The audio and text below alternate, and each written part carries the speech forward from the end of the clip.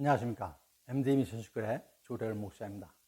오늘의 말씀은 사도행전 20장 22절부터 24절까지의 말씀입니다. 보라, 이제 나는 성령에 매여 예루살렘으로 가는데 거기서 무슨 일을 당할지는 알지 못하노라. 오직 성령이 각 성에서 내게 증언하여 결박과 환난이 나를 기다린다 하시나, 내가 달려갈 길과 주 예수께 받은 사명 곧 하나님의 은혜의 복음을 증언하는 일을 마치려 하면은 나의 생명조차 조금도 귀한 것으로 여기지 아니하노라. 이 말씀을 내가 달려갈 길이라는 제목으로 함께 나누고자 합니다. 오늘의 본문의 배경은 사도 바울이 세 차례 전도 여행을 약 7, 8년 다니면서 교회도 세우고 그랬는데, 그러한 교회들을 돌아보고 작별을 하려고 합니다. 그리고 이제 예루살렘으로 돌아가려고 합니다. 그런 후에 이제 로마를 거쳐서 완전히 새로운 선교지인 지금의 스페인이죠, 사바나로 갈 계획을 하고 있었죠. 생각을 하고 있었던 것입니다. 그래서 다시는 갈라디아, 아시아, 마게도니아, 아가야 지역 성도들과 볼 수 없을 것이라는 걸 생각을 하고, 그런 각오로 심지어 22절에서는 무슨 일을 당할지 알 수 없다고까지 고백까지 하면서 이 말씀을 얘기를 하게 됩니다. 성령께서는 예루살렘으로 가면 결박과 환난이 기다릴 것이다 라고 말씀하셨죠. 즉 본문은 이제 마지막 유서 같은 내용입니다. 그러면 사도 바울의 지나온 길을 잠깐만 보도록 하겠습니다. 예수님께서는 바울을 불러 회심하게 하셨죠. 그리고 이방인의 사도로 세우셨습니다. 그런 바울은 전도 여행을 다니는데 사도행전 13장과 14장에서 1차 전도 여행을 담고 있습니다. 그리고 15장부터 17장까지는 2차 전도 여행, 그리고 18장부터 20장까지는 3차 전도 여행에 관한 내용이 수록이 되어 있습니다. 3차 전도 여행을 마치면서 이제 예루살렘으로 갔는데 유대인들이 바울을 잡아 죽이려고 하는 것이죠. 그래서 로마군이 잡아 결박을 하게 됩니다. 오히려 로마군이 바울을 살려주게 된 것이죠. 그리고 바울은 예루살렘에서 60km 떨어진 북쪽으로 떨어진 로마 총독이 있는 북서쪽 지중해 안에 있는 가이사라로 옮겨집니다. 거기서 2년 동안 옥살이를 하게 되죠. 참고로 조금 전에 말씀드린 가이사라는 갈릴리 북쪽 끝에 있는 가이사라 빌립보하고는 다른 지역이 됩니다. 성경에서 보시면서 혼동하지 않으시기를 바랍니다. 바울은 가이사라에서 재판을 받고 2년간 보내게 되는데, 그 내용은 사도행전 21장에 기록이 되어 있습니다. 그 이후로 재판을 받으러 압송돼서 로마로 가는데, 그러다가 학자들은 4차 전도 여행이라고 합니다. 그래서 로마에서 재판을 받는데 가택연금으로 되어 있습니다. 그러니까 지금처럼 감옥소에 있는 것이 아니고, 그래서 2년 동안 그런 생활을 하고 다시 풀려나서 잠시 자유의 몸이 되는데 다시 또 붙잡힙니다. 로마에서의 1차 가택연금 상태의 옥중생활을 하면서 옥중인기를 썼죠. 그리고 잠시 자유의 몸이 되어 전도여행을 하는데, 이때 이걸 갖다가 제5차 전도 여행이라고도 얘기를 하고 있습니다. 그때 디모데 전서와 디오도서를 작성하고 다시 수감이 됐죠. 2차 로마 옥에 수감된 것입니다. 그래서 마지막에 서신서인 디모데 후서를 여기서 기록을 합니다. 오늘의 본문은 3차 전도 여행을 마치고 고백한 내용으로, 바울은 세 차례 자신이 계획했던 그런 전도 여행을 통해서 여러 사람을 만나고 또 교회를 세우고 그랬죠. 그리고 다시 이제 예루살렘으로 돌아가는 상황에 에베소 장로들에게 고별 설교를 하는 것입니다. 당시의 장로는 지금 목사 역할을 하시는 분들입니다. 그러니 사도 바울의 마지막으로 목회자들에게 고별 설교를 하는 내용인 것이죠. 본문의 말씀의 핵심은 24절에 내가 달려갈 길과 주 예수께 받은 사명이 핵심 단어입니다. 바울은 이를 하나님의 은혜의 복음을 전파하는 일이라고 했습니다. 그러면 바울이 얘기하는 내가 달려갈 길에 대해서 우선 먼저 오늘 같이 말씀을 나누도록 하겠습니다. 바울의 그 마지막 서신서로 알려진 그런 디모데후서 4장 7절에 있는 말씀입니다. 나는 선한 싸움을 싸우고 나의 달려갈 길을 마치고 믿음을 지켰으니 라고 바울의 마지막 서신서에서 기록되고 있습니다.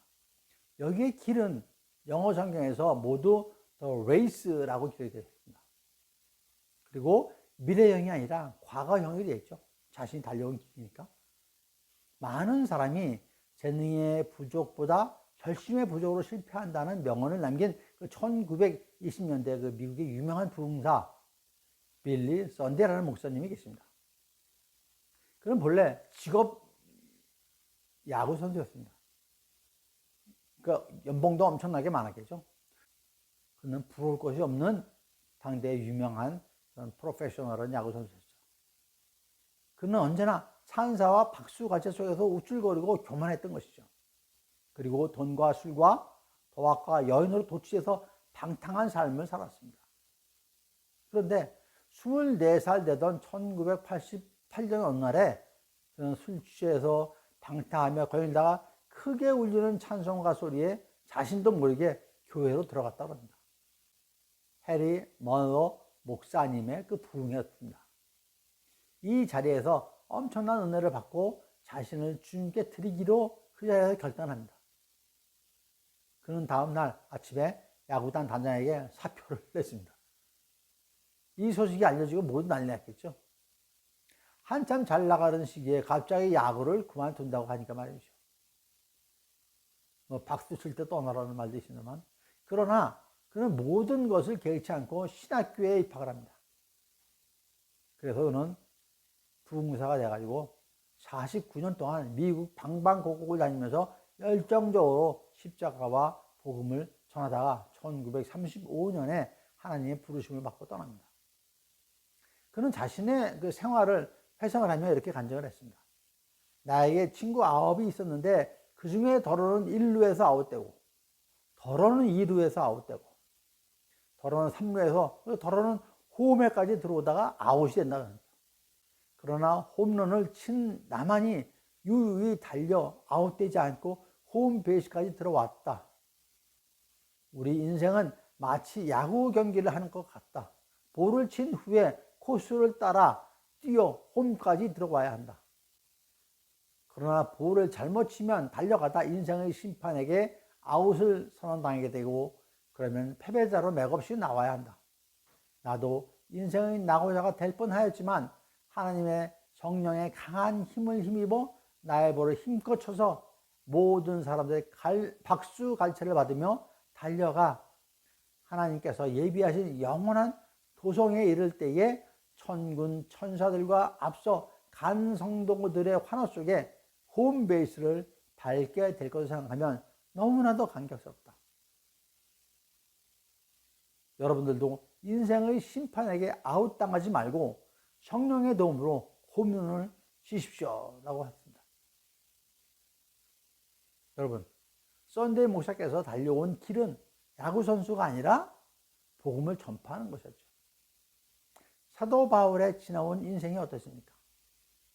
오늘의 본문에 앞서서 19절에서 그 모든 겸손과 눈물이며 유대인의 간계로 말미암아 당한 시험을 참고 주를 섬긴 것이라고 사도 바울이 앞서 설명을 했습니다. 그리고 20절에 거리낌 없이 여러분에게 전하여 가르치고 하였습니다. 또 21절에서는 유대인과 헬라인들에게 하나님께 대한 회개와 우리 주 예수 그리스도께 대한 믿음을 증언하는 것이라고 고백했습니다. 이 세 구절을 한 문장으로 짧게 정리하면 겸손과 눈물과 인내로 주를 섬기며 또한 여러분에게 전하고 가르쳐 유대인과 헬라인에게 복음을 증거하는 것, 이것이 앞에 나온 그 19, 20, 21절에 사도 바울이 얘기한 것입니다. 사도 바울은 겸손과 눈물과 인내로 주를 섬기며 달려온 인생길이라고 고백을 하는 것이죠. 오늘 이 중에서 19절 나와 있죠. 겸손, 눈물, 인내에 대해서 먼저 살펴보도록 하겠습니다. 먼저 겸손입니다. 에베소서 3장 8절에서 바울은 모든 성도 중에서 지극히 작은 자보다 더 작은 나에게 이 은혜를 주신 것은 측량할 수 없는 그리스도의 풍성함을 이방인에게 전하게 하시고 라고 하십니다. 로마서 15장 15절에서도 그러나 내가 너희에게 다시 생각나게 하려고 하나님께서 내게 주신 은혜로 말미암아 더욱 담대히 대략 너희에게 썼노니 라고 하셨습니다. 바울은 자신을 누구보다 작은 자라고 하고 자신의 모든 것이 하나님께서 주신 은혜라고 고백을 합니다. 또한 바울은 빌립보 교인들에게 권면하기를 빌립보서 2장 2절부터 4절 말씀에 마음을 같이하여 같은 사랑을 가지고 뜻을 합하여 한 마음을 품어 아무 일에든지 다툼이나 허영으로 하지 말고 오직 겸손한 마음으로 각각 자기보다 남을 낮게 여기고 각각 자기 일을 돌볼 뿐더러 또한 각각 다른 사람들의 일을 돌보아 나의 기쁨을 충만하게 하라라고 했습니다. 바울은 여기서 그리스도의 겸손을 얘기하고 있습니다. 5장 8절입니다. 너희 안에 이 마음을 품으라 곧 그리스도의 예수의 마음이니 그는 근본 하나님의 본체시나 하나님과 동등됨을 취할 것으로 여기지 아니하시고 오히려 자기를 비워 종의 형체를 가지사 사람들과 같이 되셨고 라고 말씀하시죠. 즉 하나님과 동등한 예수 그리스도께서 자기를 비워 종의 형체로 돼서 사람과 같이 되었다라고 하시는 것이죠. 여기서 바울은 예수님의 겸손을 이야기하고 싶은 것입니다. 바울은 궁극적으로 하고 싶은 이야기는 그리스도인은 겸손하여야 한다는 것이죠. 예수님께서 그렇게 겸손하셨는데, 그렇게 겸손하게 내려오셨는데,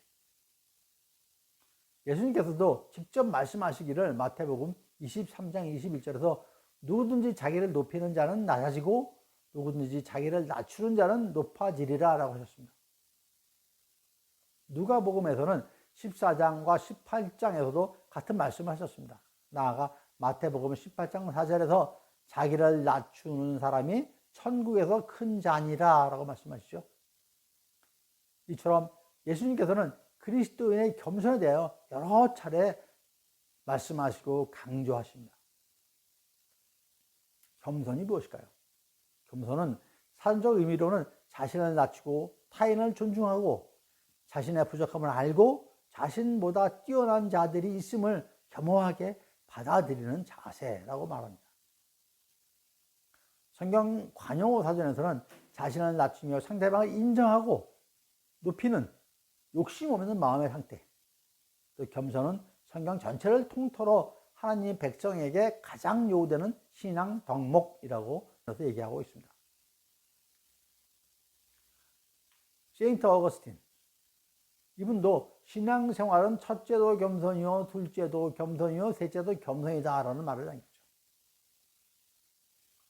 두란노 사전에서는 겸손은 하나님 앞에서 자신이 하나님의 뜻을 행할 수 없는 죄인임을 알고 스스로 자랑하는 것을 버리고 낮은 데 처하여 하나님의 긍휼을 구하는 마음의 자세라고 정의를 하고 있습니다. 이는 역대하 33장 12절과 13절에서 유다 왕이 므낫세의 그 기도에서도 우리가 알아볼 수 있습니다. 그가 환난을 당하여 그의 하나님 여호와께 간구하고 그의 조상들의 하나님 앞에 크게 겸손하여 기도하였으므로 하나님이 그의 기도를 받으시며 그의 간구를 들으사 그가 예루살렘에 돌아와서 다시 왕위에 앉게 하심에 므낫세가 그제서야 여호와께서 하나님이신 줄 알았더라 그러죠. 어떻게 해요? 겸손하게 기도하였던 것이죠. 이 말씀의 배경은 유다 왕이 므낫세가 아수르의 그 포로로 사로잡혀서 쇠사슬에 결박돼 가지고 바벨론으로 끌려가는 상황이 됐습니다. 그런 상황에 므낫세 왕이 하나님께 드리는 기도입니다. 크게 겸손하여 기도하였으므로 하나님이 그의 기도를 받으시며 라고 하십니다. 겸손한 마음으로 하나님께 나아가 기도해야 되는 것이죠. 그래야 하나님께서 응답하시고 축복해 주십니다. 겸손하게 기도한다는 건 무엇입니까? 내 뜻을 내려놓고 하나님의 뜻대로 기도하는 것이 되겠죠. 두 번째로 눈물입니다. 바울은 눈물이 많은 사람인 것 같습니다. 남자의 눈물은 살면서 딱 3번 흘린다고 그러죠. 언제 눈물 흘리죠? 태어났을 때, 그 다음에 부모님께서 돌아가셨을 때, 그리고 나라가 망했을 때, 이게 3번 흘린다고 합니다. 옛날 얘기죠. 그래서 남자의 눈물은 아름답다라는 말도 여기서 나온 것 같습니다. 그런 아름다운 눈물을 바울은 성경에서 몇 차례 얘기하고 있습니다. 오늘의 본문 외에도 고린도 후서 2장 4절에 그 눈물의 편지라고 합니다. 내가 마음에 큰 눌림과 걱정이 있어 많은 눈물로 너에게 썼노니 이는 너희로 근심하게 하려 한 것이 아니요 오직 내가 너희를 향하여 넘치는 사랑이 있음을 너희에게 알게 하려 함이라 라는 말씀입니다. 바울이 그 고린도 교회에 보내는 4번째 서신서인 고린도 후서 이전에 3번째로 서신을 보냈는데 이 서신서를 눈물로 썼다는 얘기입니다. 이 3번째 서신서는 분실돼 가지고 그 성경에 기록이 없습니다. 아주 간절한 마음, 눈물로 쓴 편지인 것이죠. 그걸 강조하는 것이 됐죠. 또한 빌립보서 3장 18절과 19절에서 눈물로 호소한다고 했습니다. 내가 여러 번 너희에게 말하였거니와 이제도 눈물을 흘리며 말하노니 여러 사람들이 그리스도의 십자가의 원수로 행하느니라. 그들의 마침은 멸망이요 그들의 신은 배요 그 영광은 그들의 부끄러움에 있고 땅의 일을 생각하는 자라. 이렇게 간곡히 얘기를 하는 것입니다. 이 말씀은 처음 시작은 17절부터입니다. 형제들아 너희는 나를 본받으라. 즉 제발 세상에 속하여 멸망의 길로 가지 말고 나와 함께 영광의 길로 가자고 눈물로 바울은 호소를 하고 있는 것이죠. 또한 사도행전 20장 31절에 그러므로 여러분이 일깨어 내가 3년이나 밤낮 쉬지 않고 눈물로 각 사람을 훈계하던 것을 기억하라 라는 말씀이 있습니다. 바울은 에베소 교회에 3년 있으면서 밤낮 쉬지 않고 각 사람을 눈물로 훈계하였다고 합니다. 그럼 오늘의 본문에서 언급하는 눈물의 의미가 무엇일까요? 2가지 정도 생각해 볼 수 있습니다. 바울의 본래 계획은 예루살렘에 가서 제자들에게 선교 보고를 한 후에 자신의 그 본거지인 수리아 안디옥으로 귀환하는 것이었습니다. 그리고 그 후에 로마를 지나서 땅 끝까지 가서 스페인, 아까 서바나라 그랬죠? 그런 계획을 갖고 있었던 것이죠. 이것이 바울의 선교 비전이었던 것입니다. 그런데 바울은 로마가 아닌 예루살렘으로 가게 된 것이죠. 성령님께서 그렇게 가라고 했으니까. 그래서 바울은 로마에 가면 붙잡혀서 감옥에 감금된다는 걸 뻔히 알고 있죠. 전도 사역도 더 이상 할 수 없다고 생각했던 것이죠. 3차 전도 여행을 마지막으로 선교 여행의 끝이 났다라고 생각하는 것입니다. 마지막으로 썼던 그런 내용이 된 것이죠. 그렇게 심적인 부담과 마음의 번민이 많았을 것입니다. 또한 바울의 에베소 교회를 향한 눈물로 감사와 은혜의 눈물이었을 것입니다. 앞서 말씀드렸지만 바울은 3차 전도 여행을 하면서 에베소 교회를 설립을 하고 3년에 걸쳐서 각 사람은 눈물로 훈계하였다고 말씀드렸죠. 2차 전도 여행 때도 고린도에서 만난 그 브리스길라와 아굴라 부부와 함께 에베소에 들려서 그들만 에베소에 있게 하고 바울은 에베소를 떠났습니다. 그리고 3차 전도 여행 때는 3년이라는 긴 시간을 머물렀습니다. 그만큼 에베소는 바울에게 매우 중요한 장소였던 것이죠. 이제 바울이 사랑과 열정을 쏟은 에베소를 떠나야 할 시간이 된 것입니다. 눈물이 나겠죠? 바울은 눈물이 나지 않을 수가 없었던 것입니다. 바울의 눈물은 간절함을 나타내는 눈물입니다. 마음의 고통을 표하는 눈물인 것이죠. 거룩한 눈물인 것입니다. 그래서 아름다운 눈물이라고 하십니다. 성경을 보면 많은 믿음의 사람들이 눈물을 흘립니다. 구약시대에 예레미야 선지자는 눈물의 선지자로 알려져 있죠. 예레미야 9장 1절 말씀에 어찌하여 내 머리는 물이 되고 내 눈은 눈물의 근원이 되고 죽임을 당한 날 내 백성을 위하여 주야로 울리로다 라고 했습니다. 다윗도 시편 6장 6편에서 내가 탄식함으로 피곤하여 밤마다 눈물로 내 침상을 띄우며 내 요를 적시나이다 라고 했습니다. 히스기야 왕도 이사야 38장 5절에서 너는 가서 히스기야에게 이르기를 내 조상 다윗이 하나님 여호와께서 이같이 말씀하시기를 내가 내 기도를 들었고 내 눈물을 보았노라. 하나님께서는 히스기야 왕의 눈물의 기도에 응답하셔서 15년을 더 살게 연장을 시켜주셨죠. 오늘날 우리들은 얼마나 눈물을 흘립니까? 이런저런 눈물이 아닌 거룩하고 아름다운 눈물을 말씀드리는 것입니다. 눈에서 눈물이 메마르지 않습니까? 제가 신학을 공부하면서 선교단체에서 활동도 하게 되는데 초기에 2박 3일 선교 집회를 자주 다녔습니다. 당시 찬양을 하는데 처음에 왜 이 눈물이 나죠? 찬양만 시작하면 눈물이 나오는 것이었습니다. 새로운 곡을 찬양할 때마다 눈물이 나오는 것이죠. 그동안 메말랐던 나의 마음, 나의 감정에 성령께서 오셔서 마구 눈물을 흘리게 하셨음을 기억을 하고 있습니다.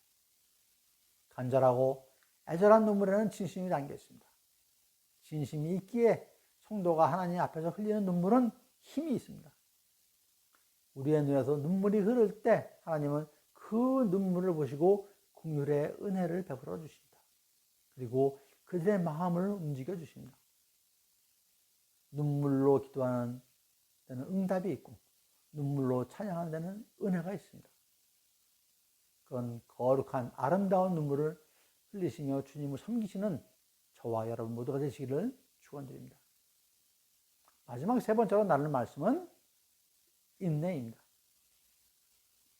인내에 대하여 성경 관용사전에서 정의하기를 어려움 가운데 하나님의 능력을 기다리고 주를 대망하는 자세라고 이러고 하고 있습니다. 그러나 단순히 수동적으로 참는 것이 아니라 참는 가운데 목표를 이루기 위해 전진하는 적극적 행동까지 포함한다고 되어 있습니다. 바울은 로마서 8장 25절에서 만일 우리가 보지 못하는 것을 바라면 참음으로 기다리니라 하셨고, 많은 분들께서 암송하고 계신 너희의 믿음의 역사와 사랑의 수고와 우리 주 예수 그리스도에 대한 소망의 인내를 우리가 하나님 아버지 앞에서 끊임없이 기억하미니 하시는 말씀도 있습니다. 바울은 소망을 이루기 위하여 인내가 필요함을 자주 강조를 합니다. 로마서 5장 3절과 4절 말씀에 다만 이뿐이 아니라 우리가 환난 중에도 즐거워하니 이는 환난은 인내를, 인내는 연단을, 연단은 소망을 이루는 줄 알미라 라고 하셨죠. 누가복음 21장 19절에서 예수님의 말씀으로 너희는 인내로 너희의 영혼을 얻으리라 라고 하셨습니다. 이 말씀들은 믿음으로 신앙을 지키며 참고 견뎌야 구원을 얻는다라는 말씀인데, 구원은 하나님의 주권적 은혜로 이루어지고 그 구원이 완성되기까지 우리들은 하나님을 믿고 의지하며 신앙을 지켜나가는 인내가 필요하다는 것이죠. 그러면 이렇게 인내하는 성도들에게 어떤 축복이 있을까요? 요한계시록 3장 10절에 네가 나의 인내의 말씀을 지켰은즉 내가 또한 너를 지켜 시험의 때를 면하게 하리니 하는 말씀이 있습니다. 이처럼 시험을 면하게 하는 축복을 주신다고 약속하십니다. 조금 전에 말씀드린 그 너희의 인내로 너희 영혼을 얻으리라는 말씀도 하셨죠. 인내로 구원의 생명을 얻는다고 하십니다. 구약 시대의 그 인류의 조상이신 그 아브라함도 한참 인내하셨죠. 자녀를 주시겠다는 언약을 15년 동안이나 기다렸습니다. 나아가 구약의 대표적인 인내의 인물로는 잘 아시는 욥이 있죠. 야고보서 5장 11절에 보라 인내하는 자를 우리가 복되다 하나니 너희가 욥의 인내를 들었고 주께서 주신 결말을 보았거니와 주는 가장 자비하시고 긍휼히 여기시는 이시니라 라고 기록하고 있습니다. 욥기에 의하면 인내의 결과 욥에게 이전에 소유했던 것보다 갑절을 받았고 자녀 또한 처음처럼 다시 갖게 됐을 뿐만 아니라 욥은 손자 4대를 보고 나이가 차서 죽었다라고 기록하고 있습니다. 요셉의 인내, 다니엘의 인내도 아주 귀한 인내죠. 복음을 전파하면서 바울이 받은 고초가 고린도후서 11장에 잘 나와 있습니다. 매도 수없이 맞고 돌에 맞아 죽을 뻔도 하고 감옥에도 갇히고 했죠. 바울은 그 모든 것을 견뎌낸 사람입니다. 바울의 마지막 서신서로 알려진 디모데후서 3장 10절과 11절에서 나의 교훈과 행실과 의향과 믿음과 오래 참음과 사랑과 인내와 박해를 받음과 고난과 또한 안디옥과 이고니온과 루스드라에서 당한 일과 어떤 박해를 받은 것을 네가 과연 보고 알았거니와 주께서 이 모든 것에 대해서 나를 건지셨느니라 라고 기록하고 있습니다. 바울의 고백이었죠. 그러면 이러한 분들은 어떻게 인내할 수 있을까요? 어떻게 이겨낼 수 있을까요? 오늘은 시 한 편으로 해답을 드리려고 한다. 도조한 시인의 그 제목이 흔들리며 피는 꽃이라는 시입니다. 흔들리지 않고 피는 꽃이 어디 있으랴?